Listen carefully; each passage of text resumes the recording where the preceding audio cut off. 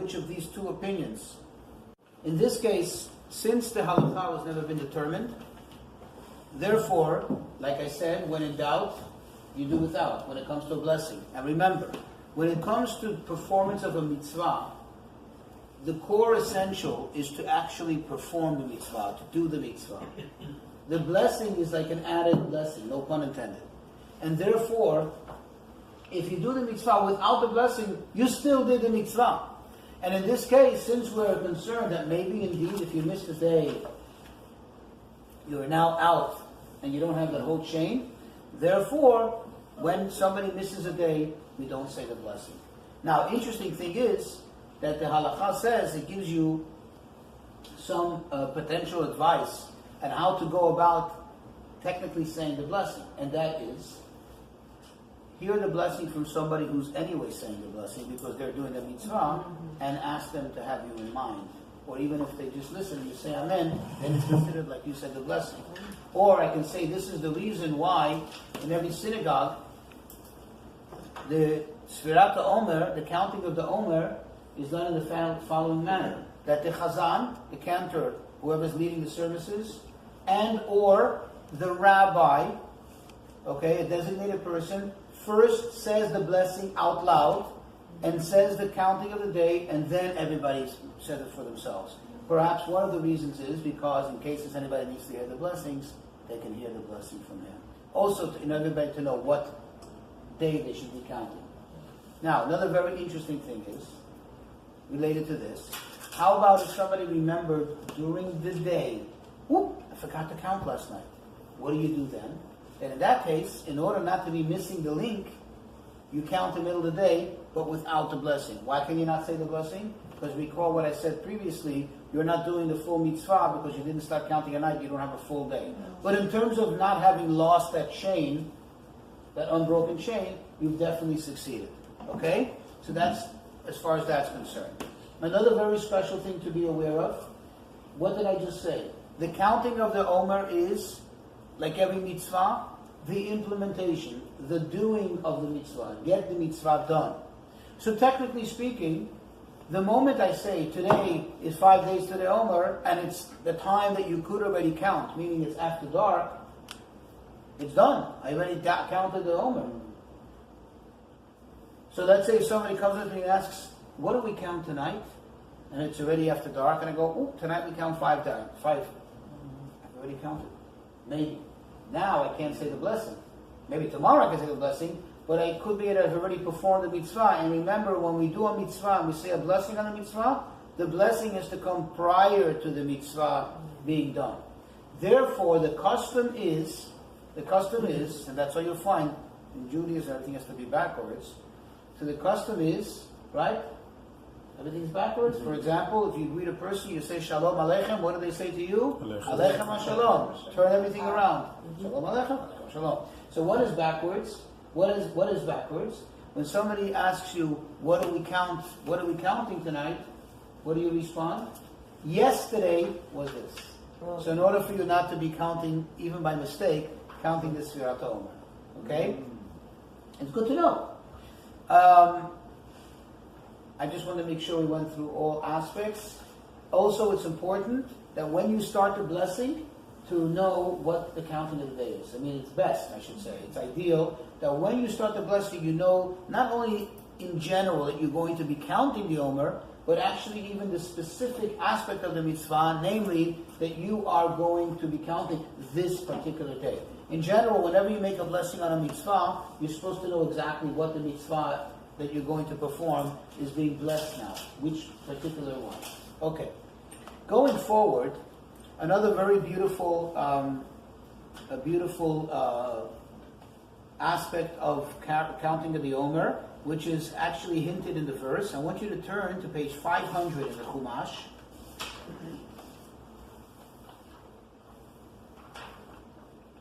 And look at, this is in Devarim, the book of Deuteronomy, chapter 16, verse 9. Okay?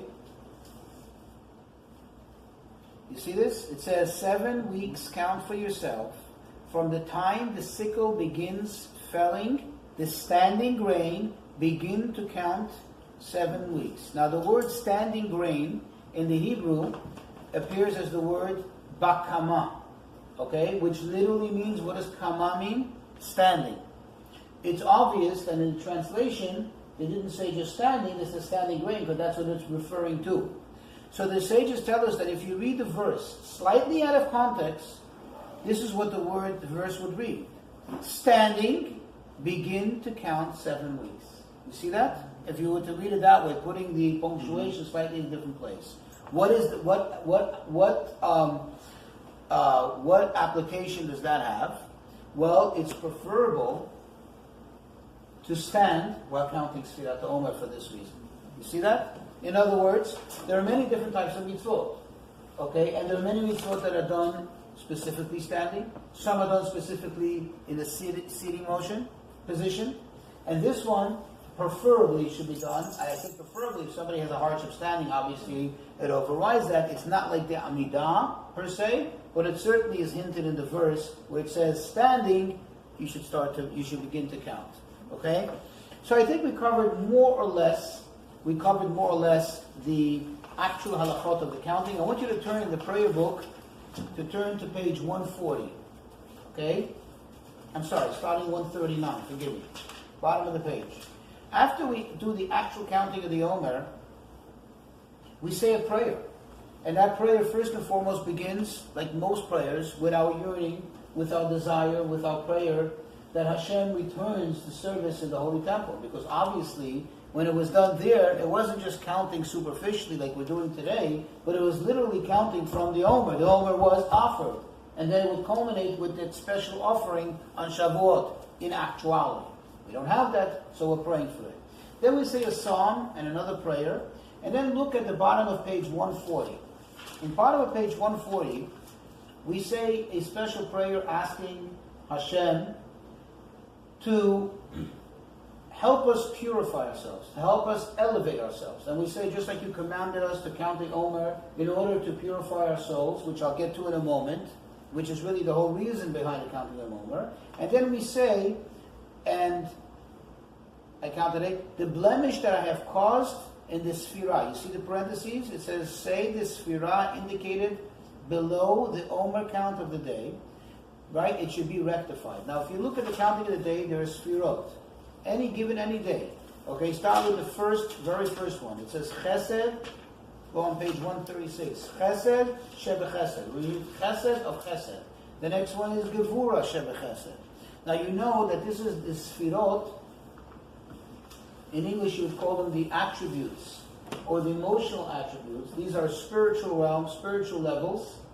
But in our lives, they also apply in our emotions, okay? Different aspects of our emotions, okay? Chesed means kindness. Gevurah means anything from restraint, okay, to severity, okay, depending on the application. Now, in an ideal world, which is the spiritual world, in the ideal, every sephirah, every attribute is inclusive of all the other attributes. Okay? So in Chesed, you have 7. You have Chesed of Chesed, Gevurah of Chesed, and so on. In Gevurah, you have Chesed of Gevurah, you have Gvurah of Gvurah, and so on. Thus, 7 times 7. And it all equals, it makes sense. And this is really a process of correction. Now, truth be said, one needs to study, one needs to become trained in knowing how to really refine, how to rectify all of it. And that's why we ask Hashem. But at least the mere fact that we're counting it. Is it on what is today? Today is what today what will be? Today the first of the Omer? Not at all. No. But give me a moment for questions. Actually, today is the 11th of the Omer until nightfall. Okay? But to rectify it, one would really need to know how to do it and so on. And this takes extensive study and intense study of Chassidut and Kabbalah. However, on more of a human level, down to earth, on my level at least, one at least needs to be cognizant of it. One at least, by doing a mitzvah, prays to Hashem and asks Him to help us rectify it and purify it. And this brings us now to the general idea. What is behind this whole thing of counting the Omer? And you'll hear in a moment how special this is, and then we'll get to answering the question we asked in the beginning. 49, 50, make up your mind, what do we count? Here's what it is. You see, when the Jews left Egypt, of course, why did they leave? If I ask you, why did they leave? They left because they were enslaved. They left because life was difficult. It was brutal. And they left in order to become a free people. What makes them free? What is the freedom that they were seeking that Hashem wanted for us? Well, Moses was told right in the beginning when he went to Pharaoh, and he told the people, when you leave Egypt, you're leaving Egypt with the purpose of going to serve God on this mountain. You're going to receive the Torah. This became so real for the people, like never before, on the day they left. And now, they're like, wow, the excitement, the anticipation, the yearning, the desire was so great. The sages tell us they started to count the days. They ended up counting 49 days. And on the 50th day, the revelation of Mount Sinai. And thus Hashem commands us to commemorate these 49 days that they counted. Now, that is true. I'm not taking away from that. But it's obvious that there's something more deeper. That there's something deeper here. Something more to this. Why? Because if it's merely commemorating what they did in the past, then why is there such a great mitzvah? Furthermore, think about it. The choice of words that the Torah uses, the term is Sfirat HaOmer, Hispiru. Now anybody who speaks Hebrew, anybody who knows Hebrew, especially biblical Hebrew, knows that there are slightly other verbs to describe counting. Minyan, Pkidah. So why is it that the Torah chooses this word Hispiru, Sfirat HaOmer? Well, Chassidut explains the word Sfirah comes from the same word, or similar to the word sapphire. In English it would be sapphire. Something that shines, something that glows. In practical terms, a refinement. Something that is refined, something that is made to shine. And the Torah is telling us, Tisperu 50 yom, you have to refine, you have to shine, you have to make these days glow. And this makes sense. That we're not just commemorating what they did back then, which is a fantastic thing, but like every other festival that we observe is not just a commemoration of the past, but it's really importing it into our present. It's really applying it into our lives right here, right now. So what we're really meant to do is prepare ourselves mentally, and here we're covering the emotional aspects. Emotionally, our behavior, our way of thinking, our attitudes, towards receiving the Torah once again. Because on Shavuot, we are going to receive the Torah once again like we did at Mount Sinai, and even on a higher level, as Chassidus explains. And I'll prove it to you, logically. Why did I just throw that in on a higher level? Because if we're merely doing and repeating exactly what was, then why bother? So it's obvious that if God tells us every year we celebrate it, we may not see it, we may not feel it as much, but it's certainly going on a higher and higher and higher level. Otherwise, you're just repeating and doing the same thing over and over again. Okay, so spiritually speaking, we're now going in for a new reception of the Torah, a level which has never been experienced before. And therefore, we need to refine ourselves. We need to prepare ourselves. We need to come to that.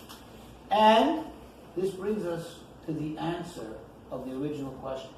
If the Torah says 49 and the Torah says 50, so Kabbalistically speaking, there are 49 levels in Bina. Okay, Bina is one of the aspects of the intellectual realm. Okay, the Sfirot, there's Chokhmah, which is wisdom, and Bina is understanding. In Bina, there's 49 levels, and understanding leads to all the emotions. Correct?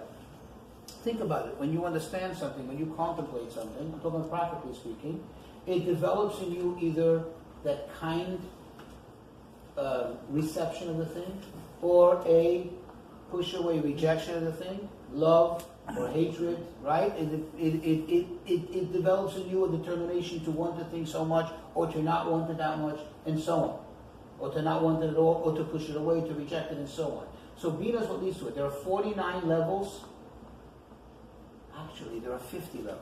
There are 49 levels that the human being, even the greatest of human beings, can possibly ever achieve, can ever attain. The 50th level is beyond reach. In fact, it says Moses reached all 49 levels. The 50th, Hashem gifted to him. Hashem gifted to him. And that's precisely what the Torah is telling us over here. I'll explain. If we call it the 50th, what does that mean? By virtue of the fact that it's called the 50th, that means it has some connection to the other 49. Otherwise, it's the first. It's in itself. It's in its own count. The fact that it's called the 50th means that it has some connection to the 49th. Yet we say, we're told, we cannot achieve it. We cannot attain it on our own. So then why call it the 50th? Why is it referred to as the 50th? The 50 levels of Bina. And the answer is that true, it's beyond our ability to reach through man's service of God. But what God wants to us is, in other words, what triggers, so to speak, what triggers him to want to gift this to us is when we first achieve the maximum that we can. In other words, we climb that ladder, the 49 prongs in the ladder, that's when Hashem gives us the 50th. So we count the 49 days, and Hashem gives us the 50th. I don't know if this is a good analogy, but think about it. You can't reach the moon, you can't reach outer space.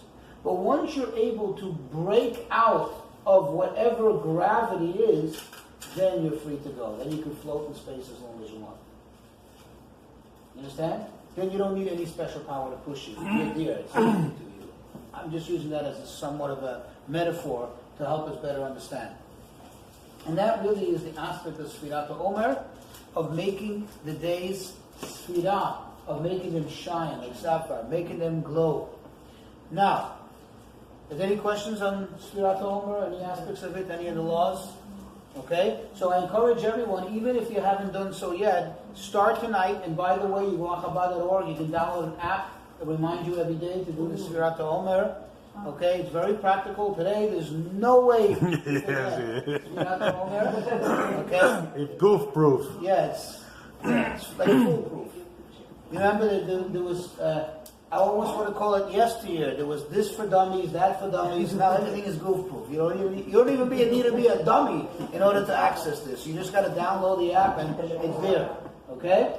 So this takes care of Sfirat Omer.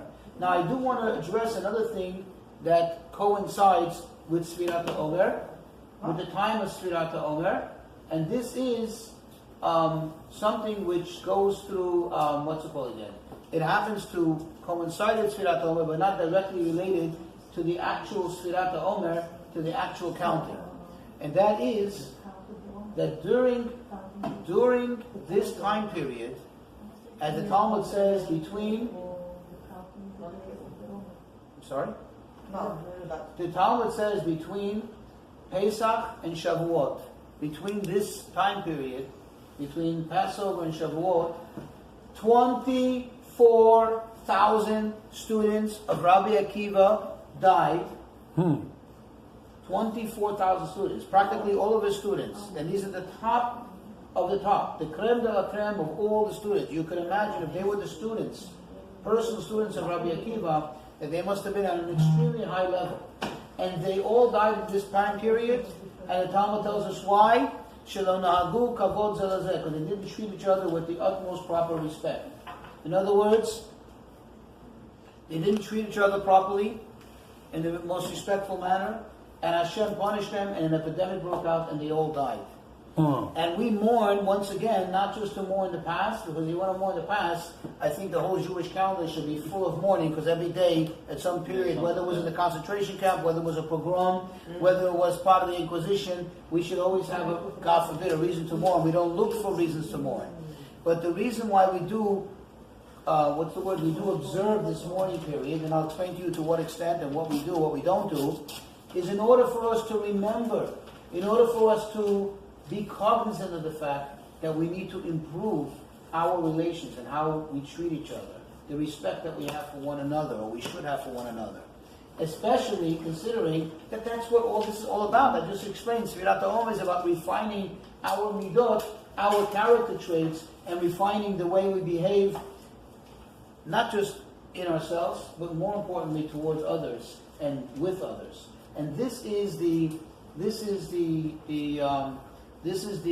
it called again? The reason for the mourning.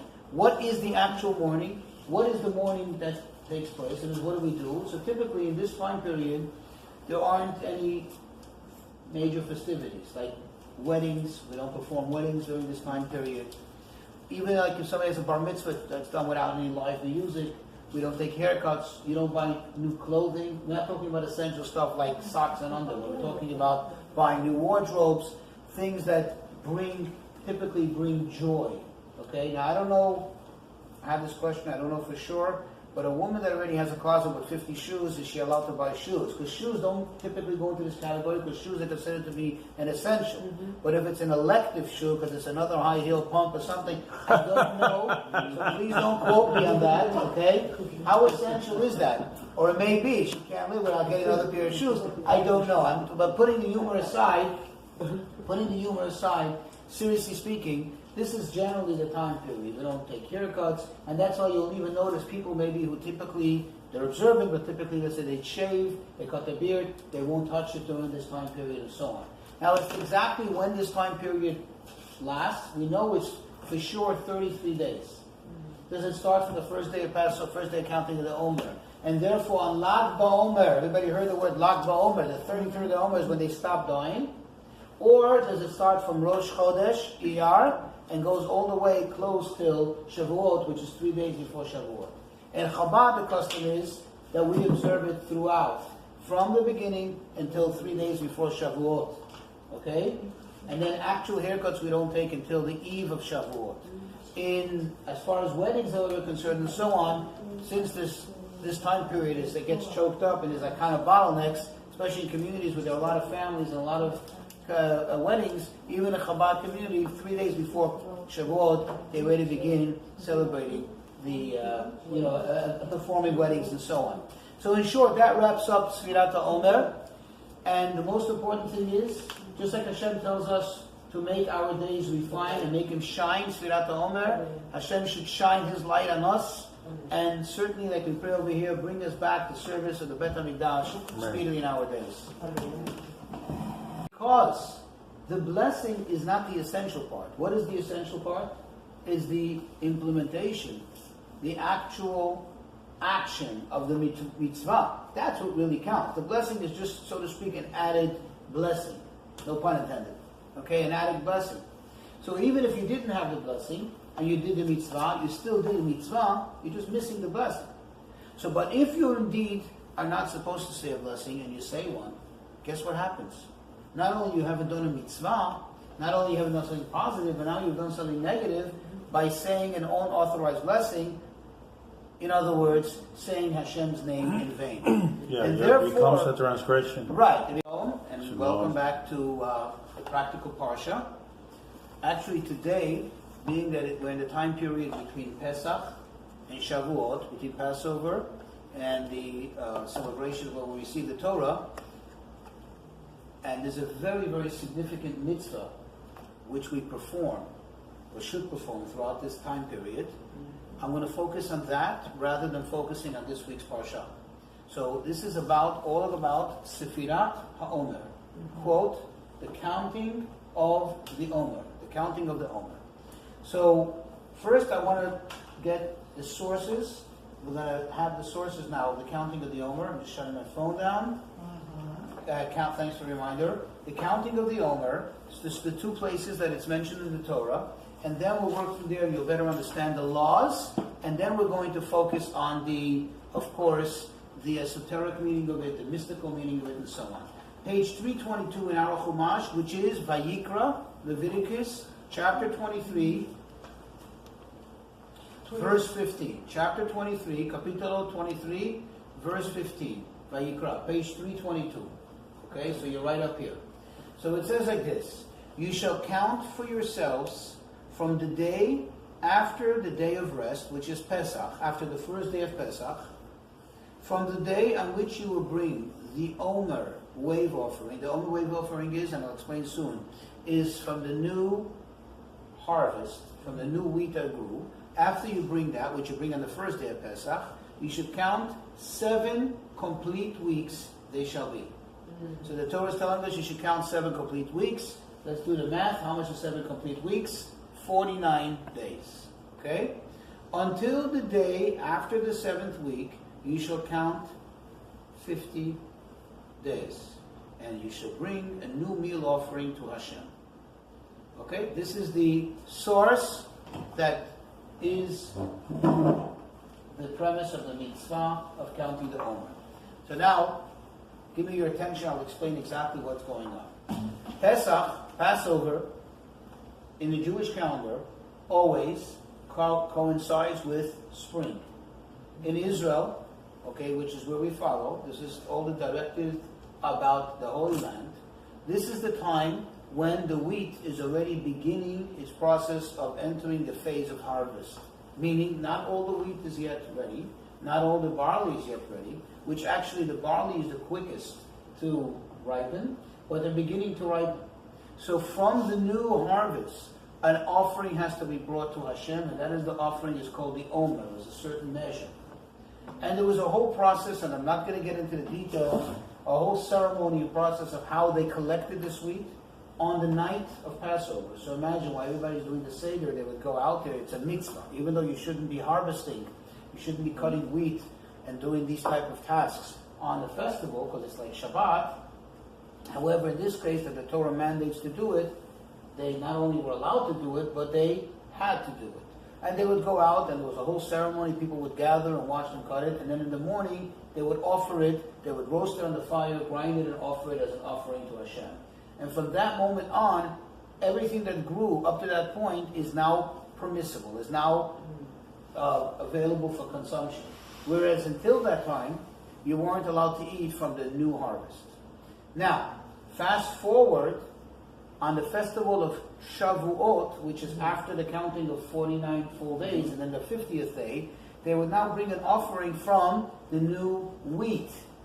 And that was a special mincha offering, a special meal offering, which now ushered in and allowed for any of the new crops to be offered on the altar to Hashem. Whereas up to that point, anything that was offered as the meal offerings, the flour and the oil that was offered for the various types of offerings on the altar, on the Mizbeach, was only from the old crop. So this is what the Torah is telling us. I'm giving you basically the perspective of what he says. It starts after the Omer, and then it culminates at the end, you offer a new offering. But our focus today will be on the counting of the 49 days, which is an exclusive mitzvah, exclusive from the offerings and so on. And it applies in all places, in all times. Whereas the offering only applies where? In the Bet HaMikdash, in the Holy Temple, only in the times that the Holy Temple stood, and doesn't apply right now until Mashiach comes. Let's, however, focus, and I just want to point out an immediate discrepancy, or what looks like a discrepancy or contradiction that pops up right away. Look in verse 15. What does it say? You count 7 full weeks. 7 full weeks is 49 days. In the next verse, it says you count 50 days.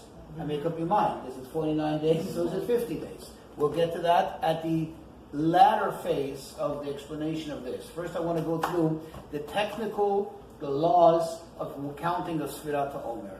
Okay, what it's all about. So let's just look into, get familiar. Let's just look into the Sidur, look into the prayer book. In this prayer book, the Chabad prayer book, you can find it on it begins on page, right after the evening prayer, it begins on page 136. Okay? And you notice there that there is a counting for each day. And let's familiarize ourselves with it. And that is, if you look at the first thing, I'm going to read it in English. Today is one day of the Omer, right? Mm-hmm. Scan to the bottom of the page, and it says today is 7 days, which is one week. Which is 1 week of the Omer, correct? Mm-hmm. Go on the top of the next page. Today is 8 days, which is 1 week and 1 day of the Omer. And this is how we continuously count. We count the day, and then we specify how much it is in the weeks. Is it 1 week? Is it 2 weeks? Is it 2 weeks and a day? 2 weeks and 3 days? You've already read the reason for it. Because there's actually a debate, halachic debate, what is the main focus of the counting? In other words, what should the counting be? Do we count days or do we count weeks? In the one hand, the Torah says you should count 7 complete weeks. It seems to be essential to count weeks. Well, what count weeks? Technically, you have to go through the days. But the essential focus would seem to be from that verse, would seem to be weeks, not days. On the other hand, it says you should count 50 days. Although we have that question, why 50 when it's supposed to be 49? We'll get to that much later. But the fact is that you should count days. So which one is correct? It has never been determined, actually, decisively, which one is the halacha, which one is the law. So therefore we do both. We incorporate everything. So we're covering all bases. So we count the day and we count the weeks. Okay? So we have a complete, full-fledged counting which covers everything. Okay? Now, when do we count the Omer? You remember it says it should be complete days. Ideally, in order for something to be complete in terms of a day, what is a true day in the Torah? Think about when does Shabbat start. Think about when do we light our Hanukkah candles. We light it the night of. And the day begins when the night falls, when it's nightfall, when the night begins, and then the day has begun, the next day has begun. As we know, already in creation, what does it say in the beginning of the Torah, in the book of Genesis, in creation? Vayihi Erev, Vayihi Voker. It was evening and it was day. Then it was Yom Echad. Then you have a full, complete day. The idea is that in order for it to really be complete, one should count the Sfirat HaOmer, one should count the counting of the Omer at night. And that's why it's situated in the prayer book right after or together with the evening prayer. The evening prayer typically is done when? At night. Now I say typically because some people in some communities, because maybe of people's, I guess because of age, it's difficult for people to venture out at night. Some places it's very late. Even now over here, nightfall is not till about 8:30. It might be late for some people, or it's difficult to get people to come back from minyan or so late. So there are allowances to start the evening prayers, to do the evening prayers a little earlier in the day. Okay, and it's perfectly fine halachically, but that's not the topic of our conversation, so I won't go there. Meaning what's called plag hamincha, which is, let's just say, roughly an hour and a half prior to actual nightfall. That's why you'll see in some congregations, like Friday night especially, they'll take in Shabbat earlier and do the prayer and go home and eat, and everything's fine. But in terms of the Sfirat HaOmer, in terms of the counting of the Omer, which is a biblical obligation, you can't do it earlier for several reasons. First of all, that night did not begin yet. It didn't really begin. It's good enough for the prayer, but it's not really counted like that day began. So you can't count the day and say today is the 8th day when it's still the 7th day. Furthermore, you're encroaching and taking away from the day before. So how can you count the next day? So therefore, people who do pray earlier, people who pray the Ma'ariv, the evening prayer earlier for whatever reason, which is perfectly okay, they always have to remember, be cognizant that when they come home at night, after it's already nightfall, after it's dark, then to remember to count the Omer, because in order for it to be effective. Another very interesting thing, you remember it says over here, complete weeks, right? They have to be complete weeks. There's something very, very special, very unique about the night of Shavuot. Remember, what is the night of Shavuot? It's the night at the end of the 49 days. We're now starting the celebration, the 50th day, when we receive the Torah. Even, and I underscore, even people who, or congregations that would typically take in the Shabbat earlier, or that would typically pray the evening prayer earlier, but on the night of Shavuot, they don't do so. Why is that? Because if you started earlier, what are you essentially doing? You're ending the day before, and you're starting the next day, and the Torah says it should be complete. So they all pray later because you can't encroach on the time of the Torah. Okay? So there's another very interesting rule.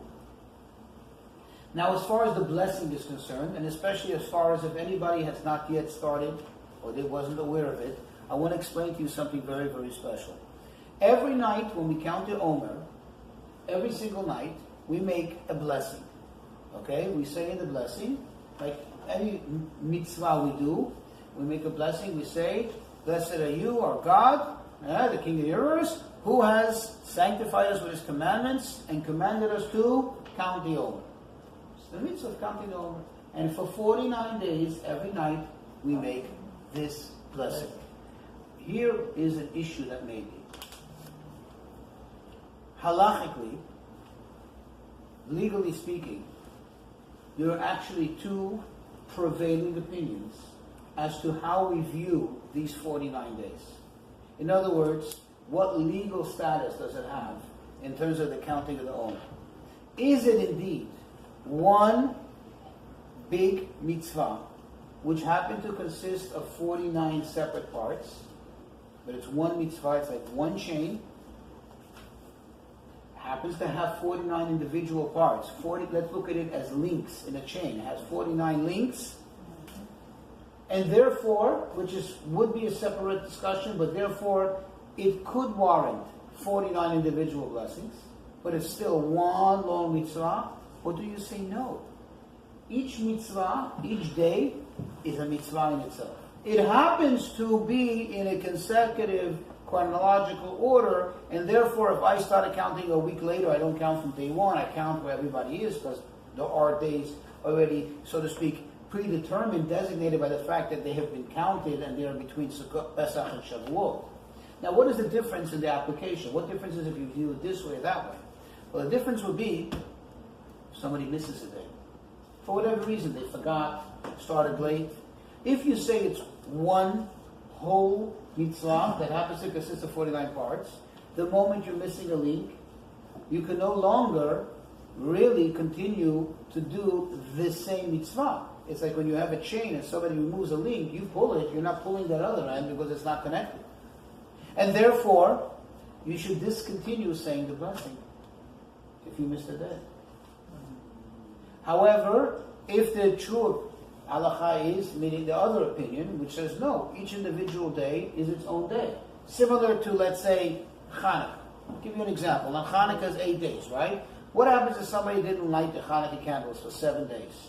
Can they light on the 8th day? Yeah, absolutely. It's an individual mitzvah. It happens to be the 8th day of Hanukkah, but it doesn't preclude you from lighting it because you missed the other 7 days. It doesn't matter. It doesn't matter. So according to this opinion, you should still continue saying with the blessings, even if you didn't count 48 days, you're just counting the 49th day. This is an individual, exclusive mitzvah. Yesterday, it happens to connect, but it's not in any way precluding you from making the blessing. Now, the rule is that whenever we have a legitimate doubt as to whether to make a blessing or not, to say a blessing or not, the rule is, remember this rule, when in doubt, do without. Okay, hi, good evening. Wait, let's start again, sorry.